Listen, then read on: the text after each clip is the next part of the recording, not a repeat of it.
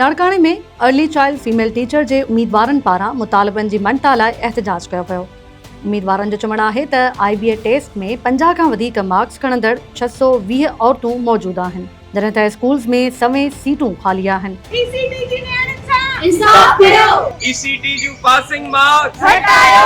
हथनि में बैनर ऐं प्ले कार्ड खणी औरत उम्मीदवारनि मुतालबनि जे हक़ में नारेबाज़ी कई ऐं चयो त हू केतिरनि ई महीननि खां इंसाफ़ जे इंतज़ार में आहिनि।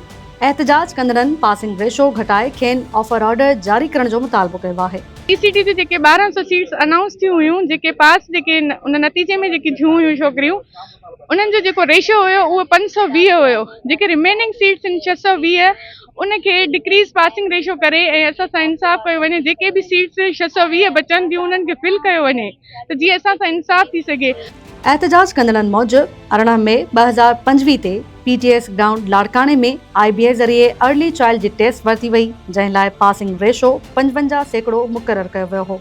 उम्मीदवारनि जो चवणु आहे त केतिरनि ई औरतुनि 50 खां वधीक मार्क्स हासिल कयूं, पर पासिंग मयार सबबि खेनि नौकरी जे अमल में शामिल न कयो वियो। असांजो मुतालबो इहो आहे स्पेशल कमेटीअ जे चेयरमैन अवैस कादिर शाह साहब खां, जमील सुमरो साहब, एजुकेशन मिनिस्टर सैयद सरदार अली शाह साहब खां त जेके बि सीट बचनि थियूं त उहे टॉप टू बॉटम सिलेक्ट करे ॾिनियूं वञनि या 45% ताईं रेशो रखियो वञे त जीअं हर सीट्स जेकी आहिनि उहे फिल थी वञनि। एहतजाज कंदड़नि जो बुनियादी मुतालबो इहो आहे त पासिंग रेशो 55% मां घटायो वञे।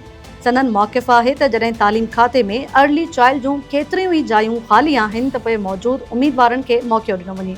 हू चई रहियूं आहिनि त 50+ मार्क्स खणंदड़ 620 औरत उम्मीदवारनि खे ऑफर ऑर्डर जारी कया वञनि त जीअं ख़ाली जायूं बि भरिजी सघनि ऐं बेरोज़गार उम्मीदवारनि खे रोज़गार मिली सघे। अर्ली चाइल्डहुड एजुकेशन में मार्क्स जी नरमी कई वञे। 700 खां मथे जायूं जेके ख़ाली आहिनि उन्हनि खे टॉप टू बॉटम या 50 मार्क्स ॾेई पास कयो वञे। छो जो 2018 में अर्ली चाइल्डहुड एजुकेशन में मार्क्स ते रायत कई वई ऐं सभिनी ख़वातीन खे गर्ल्स खे खयो वियो। इहा ई असांजी अपील आहे त हिन दफ़े बि असांजी मार्क्स खे नरमी कई वञे ऐं स्पेशल कमेटी जेका वेंदी उन्हनि खे अपील आहे त मार्क्स में नरमी करे ऐं टॉप टू बॉटम सभु सीट्स फिल कयूं वञनि।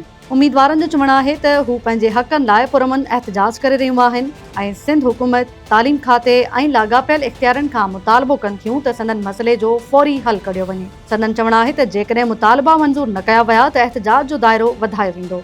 ख़ाली पयल सीटुनि, पासिंग रेशो ऐं ऑफर ऑर्डर्स जो मसइलो अञा ताईं हल तलब आहे। एहतजाज कंदड़ उम्मीदवारनि खे उमेद आहे त सिंध हुकूमत संदन आवाज़ ॿुधंदी ऐं खेनि इंसाफ़ फ़राहम कंदी।